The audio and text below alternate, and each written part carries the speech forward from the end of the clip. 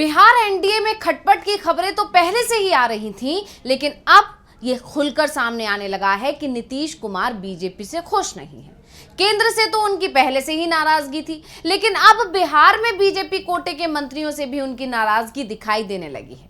दरअसल नीतीश कुमार जब नाराज होते हैं तो वो बयान नहीं देते हैं, मौन धारण कर लेते हैं, बल्कि नीतीश कुमार के काम बताते हैं कि वो कुछ बड़ा करने की तैयारी कर रहे हैं। और इस बार नीतीश कुमार के जो तेवर दिखाई दे रहे हैं, उसके बाद से कहा जा रहा है कि बिहार में कुछ बड़ा होने वाला है।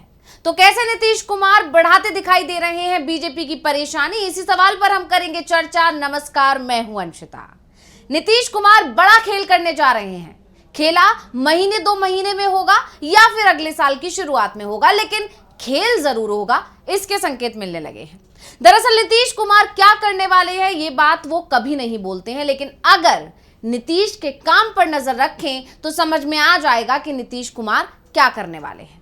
तो नीतीश कुमार जब महागठबंधन छोड़कर एनडीए में आए थे तो उससे कुछ समय पहले उन्होंने उन विभागों की समीक्षा करना शुरू कर दिया था जो आरजेडी के पास थे। नीतीश आरजेडी के मंत्रियों के पास जो विभाग हैं उनकी विभागीय बैठक लेते थे।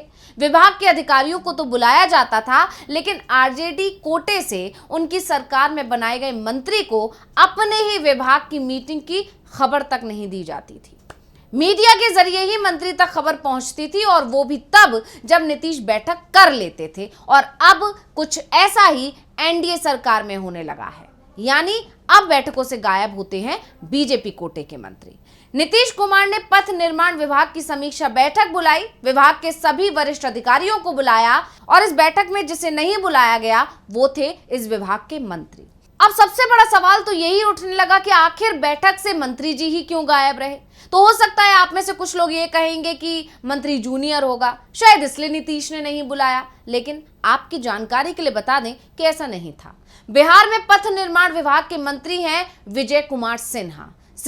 नीतीश कुमार की सरकार में डिप्टी सीएम भी हैं, यानी उनका कद सरकार में बहुत बड़ा है। लेकिन नीतीश ने जिस तरह से डिप्टी सीएम के विभाग की समीक्षा बैठक में उन्हें नहीं बुलाया, उससे यह साफ हो गया है कि बीजेपी का कम से कम बिहार के किसी भी नेता को नीतीश कुमार कुछ भी नहीं समझते हैं, फिर चाहे वो डिप्टी सीएम ही क्यों ना हो। और सबसे बड़ी बात तो ये कि विजय सिन्हा को ना विभागीय मंत्री के नाते बैठक में बुलाया गया और ना ही डिप्टी सीएम की हैसियत से ही नीतीश ने उनकी जरूरत को महसूस किया और बैठक से दूर रखा। जबकि इस बैठक के लिए राज्यसभा सदस्य और जेडीयू के कार्यकारी अध्यक्ष संजय झा को जरूर न्योता दिया गया था, और झा इस बैठक में शामिल भी हुए। अब अगर सांसदों को बैठक में बुलाया गया था तो सिर्फ संजय झा को ही क्यों बुलाया, दूसरे सांसदों को क्यों नहीं बुलाया गया? कम से कम बिहार के जितने सांसद केंद्र में मंत्री हैं उन्हें ही न्योता दे दिया गया होता। लेकिन शायद नीतीश कुमार इस बैठक को वन मैन शो बनाना चाहते थे, या फिर उनके मन में कुछ और ही चल रहा है। ये बात बिहार की सियासत में फिर एक बार चर्चा का विषय बनी हुई है। कयास लगने लगे हैं कि एनडीए में कुछ भी ठीक नहीं चल रहा है और नीतीश के मन में कुछ और ही चल रहा है। वैसे एक बात जेडीयू के नेता हो या फिर बीजेपी के, दोनों ही कहते हैं कि बिहार के जो 2 डिप्टी सीएम हैं नीतीश उन्हें पसंद नहीं करते हैं। पहली बात तो यही है कि 2 डिप्टी सीएम का कॉन्सेप्ट ही नीतीश को पसंद नहीं है, क्योंकि नीतीश कुमार जब महागठबंधन में सरकार चला रहे थे तब उनसे यह सवाल किया गया था कि क्या वो तेजस्वी यादव के बाद उपेंद्र कुशवाहा को भी डिप्टी सीएम बना रहे हैं। तब नीतीश ने कहा था कि 2 डिप्टी सीएम का कोई मतलब नहीं होता। बीजेपी वालों ने तो जबरदस्ती 2 डिप्टी सीएम बना दिए थे। ये विचार ही पूरी तरह से बकवास है। और अब एक बार फिर नीतीश कुमार की सरकार में बीजेपी कोटे से 2 डिप्टी सीएम हैं, और जिस विचार को नीतीश ने बकवास कहा था उसे उन्हें ढोना पड़ रहा है। और यह भी कहा जा रहा है कि नीतीश इसे ज्यादा दिन तक ढोने को तैयार नहीं है, और इसके संकेत पिछले कुछ दिनों से मिलने लगे हैं। वो लगातार बीजेपी के कोटे से बनाए गए दोनों डिप्टी सीएम को किनारे लगाने में जुटे हुए हैं। लोकसभा चुनाव के बाद कई ऐसे सरकारी कार्यक्रम हुए हैं जिनमें डिप्टी सीएम को बुलाया ही नहीं गया। कुछ में वो गए भी, मगर बैनर से उनकी तस्वीरें नदारद रहीं। तो इसके 2 कारण हो सकते हैं। सम्राट चौधरी से नीतीश कुमार की अनबन तो सभी के सामने है। नीतीश जब महागठबंधन में थे तो सम्राट चौधरी ने बीजेपी अध्यक्ष की हैसियत से नीतीश को सीएम की कुर्सी से उतारने की प्रतिज्ञा ली थी। यहां तक कि उन्होंने तो मुरैठा बांध रखा था और ये कहा था कि वो जब नीतीश को सीएम पद से उतार देंगे तभी इसे खोलेंगे।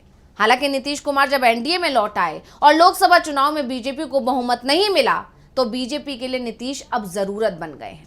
इसके बाद सम्राट के सुर बदल गए। बीजेपी में सबसे पहले उन्होंने ही कहा कि नीतीश के नेतृत्व में ही बीजेपी अगला विधानसभा चुनाव लड़ेगी। लेकिन नीतीश कुमार अभी भी सम्राट चौधरी के पुराने बयानों को भूले नहीं हैं। अब बात दूसरे डिप्टी सीएम की कर लेते हैं। तो दूसरे डिप्टी सीएम विजय सिन्हा तो नीतीश से तभी उलझ गए थे जब नीतीश एनडीए में थे और विजय सिन्हा विधानसभा अध्यक्ष होते थे। सदन में ही दोनों के बीच कई बार विवाद की स्थिति पैदा हो गई थी। अब संभव है कि नीतीश के मन में अब भी ये बात बैठी हो और जब बीजेपी ने विजय सिन्हा को डिप्टी सीएम बना दिया तो नीतीश परेशान दिख रहे हैं। अब नीतीश एनडीए में लौटे तो बीजेपी के नेता ही दबी जुबान में कहते थे कि लोकसभा चुनाव के लिए नीतीश मजबूरी है, चुनाव के बाद उन्हें ठिकाने लगा दिया जाएगा। लेकिन चुनाव के बाद तो नीतीश बीजेपी के मजबूरी बन गए हैं। तो इंडिया गठबंधन की भी नजर नीतीश कुमार पर है, यानी अब नीतीश का पलड़ा भारी है। इस बीच नीतीश कुमार ने जिस तरह से बीजेपी के मंत्रियों के विभाग की समीक्षा शुरू कर दी है, उसके बाद से कहा जा रहा है कि उनके मन में कुछ बड़ा चल रहा है। कहा यह भी जा रहा है कि नीतीश कुमार विधानसभा भंग करने की भी तैयारी कर रहे हैं। बीजेपी की तरफ से पहले लोकसभा चुनाव के बाद विधानसभा भंग करने की बात नीतीश से कही गई थी, लेकिन अब बीजेपी समय पर चुनाव कराने का दबाव नीतीश पर डाल रही है, जिसके लिए नीतीश तैयार नहीं हो रहे हैं। दावा तो यहां तक किया जा रहा है कि नीतीश कुमार ने इंडिया गठबंधन से संपर्क भी साध लिया है। राहुल गांधी और लालू यादव को अब फैसला लेना है। अगर इंडिया से नीतीश को हरी झंडी मिलती है तो बिहार में कभी भी बड़ा खेला हो जाएगा। वैसे बिहार में बीजेपी नेताओं के बीच जरूरी से लेकर अभी से चिंता दिखाई दे रही है, क्योंकि बीजेपी को भी इस बात का एहसास है कि बिना नीतीश वो बिहार में कोई भी चुनाव नहीं जीत सकते। ऊपर से इस बार तेजस्वी यादव की लोकप्रियता भी बिहार में तेजी से बढ़ती जा रही है। वहीं अब इस पूरे मामले को लेकर आरजेडी ने बीजेपी पर निशाना साधना शुरू कर दिया। आरजेडी इस पूरे मामले को लेकर अब तंज कस रही है। तो अब आरजेडी प्रवक्ता शक्ति यादव का भी बयान आ गया। उन्होंने कहा कि नीतीश कुमार के सामने बीजेपी की कोई हैसियत नहीं रह गई है। दोनों उप मुख्यमंत्री को एक्सप्रेसवे और हाईवे की समीक्षा बैठक में नहीं पूछा गया। अब बीजेपी कितनी मजबूर है कि बैठक में बुलाया नहीं जाता है। बैठक में विभागीय मंत्री नहीं हो, इससे बड़ा दुर्भाग्य कुछ नहीं हो सकता। आरजेडी नेता यहीं नहीं रुके। उन्होंने कहा कि नीतीश कुमार ने बीजेपी के सामने से थाली छीन ली है। बीजेपी हर चीज को सहन कर रही है।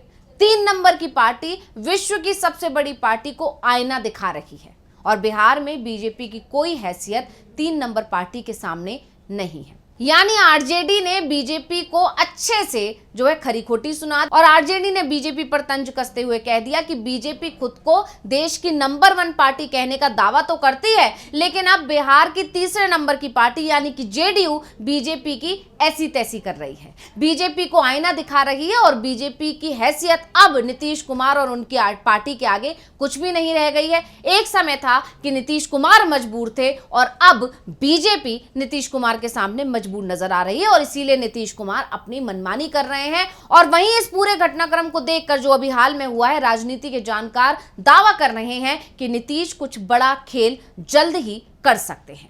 तो इस रिपोर्ट को लेकर आपका क्या कहना है, हमें कमेंट करके अपनी राय जरूर दीजिएगा। इसी के साथ मुझे दीजिए इजाजत। देखते रहिए डीवी लाइव। नमस्कार।